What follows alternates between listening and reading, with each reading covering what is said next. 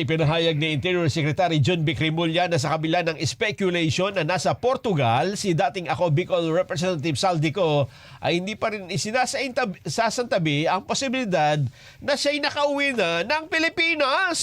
Anya, ito ang dahilan kaya pinapupuntahan at naghahain sila ng warrant of arrest sa lahat ng bahay na pagmamayari ni Ko sa bansa. Dagdag pa ni Cremulya, lahat ng anggulo at posibilidad ay dapat pag-aralan. Matatanda ang naglabas ng warrant of arrest noong November 2025 laban kay Saldico at sa iba pang opisyales ng DPWH at director ng SunWest Corporation dahil sa maanumalyang flood control project.